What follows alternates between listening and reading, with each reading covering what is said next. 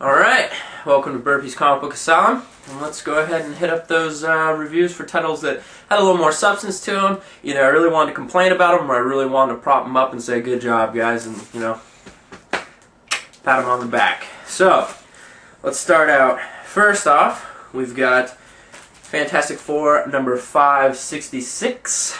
Getting really close to that 600 mark, guys. That's pretty crazy. Anyway, this issue was shit, okay? Basically, this is the neutering of Doctor Doom, okay? We've got Doctor Doom and the big reveal that they've been building to Miller and Hitch here on their run that Doom has masters, okay? I have a huge problem with that, and I'm hoping other people do too.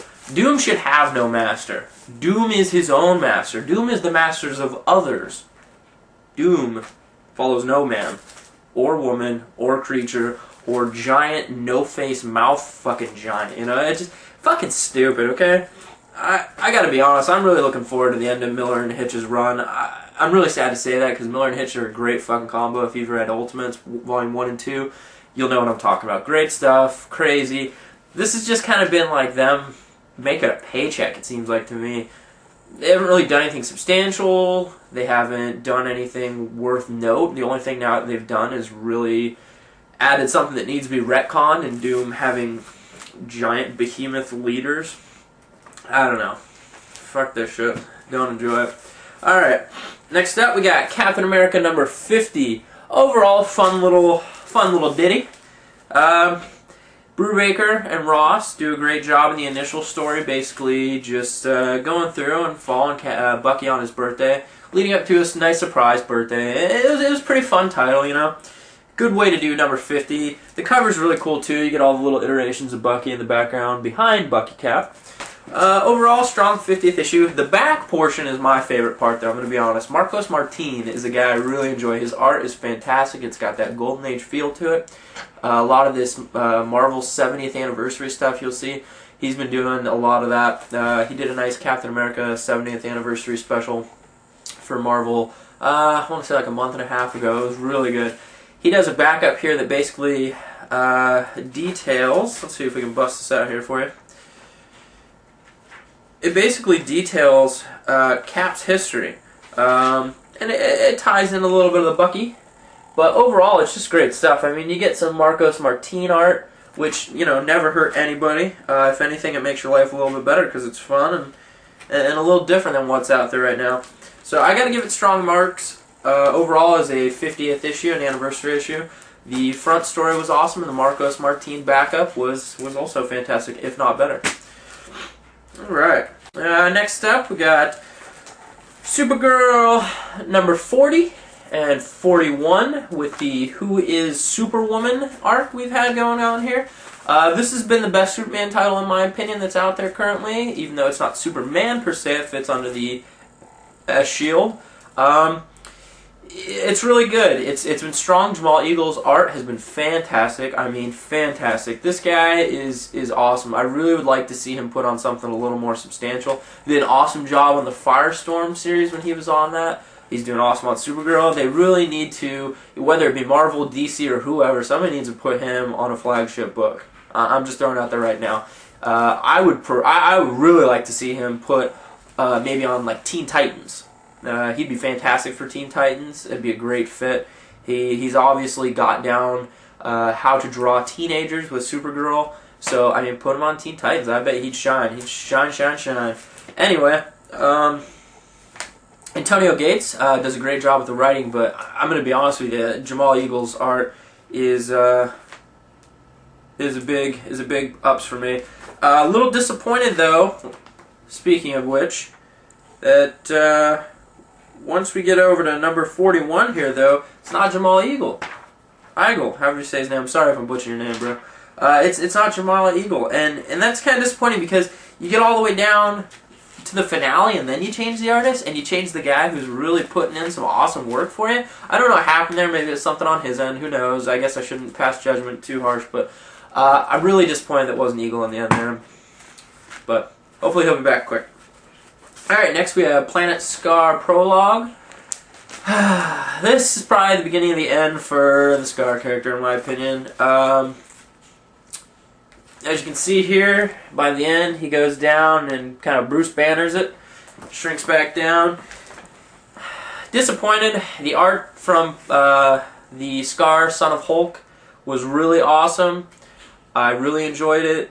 It lent so much to the fantasy feel of the title, and granted now it's moving over into the main Marvel Earth territory and it's not as fantasy, but the art I just didn't enjoy as much. Greg Pak still provides a great story, but the art just wasn't there for me, and this issue didn't really get me excited for this Planet Scar event or his introduction into Marvel Earth.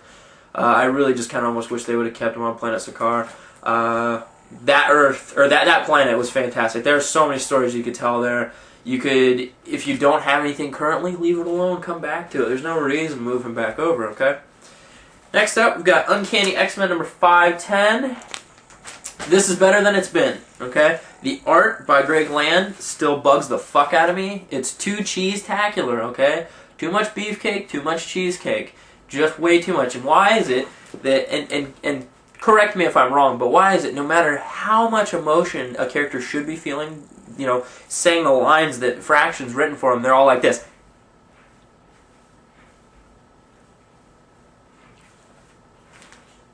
All their looks are just cheesy.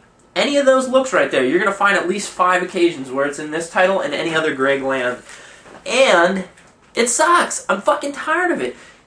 You've got a story here where you're bringing back Psylocke. It's pretty twisted. They're putting her back in her old body. You've got them digging up graves.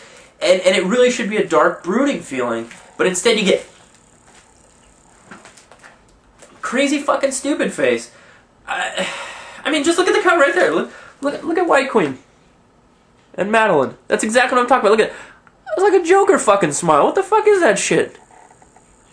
I mean, you got cleavage battling it out, and then you got a smile off while they choke each other to death. What the fuck is going on? I'm sorry, Greg Land. You do draw some beautiful ladies, but I don't know. They should have put them on, like, that Marvel Models title, okay? Not Uncanny X-Men. Blah. Anyway. Fraction's writing, though, is better this time. I haven't been a big fan of Fraction's. I've been a huge critic, so I want to give him credit where credit's due. This issue was probably one of the better ones he's done so far. But when you put it with the Greg Land art, it just really fucking kills it. Alright, next up, we have Battle for the Cowl, number 3. It was the finale. Pretty good stuff. I really did kind of feel that Tony Daniel's art, which I really enjoyed in the first 2, kind of fell off a little bit. It seemed like maybe he was trying to get it out a little bit quicker. It seemed like there was a little less work put in. I could be wrong. I'm not an art expert by any means. It was still enjoyable. Don't get me wrong. It was still, very enjoyable. The story was fun.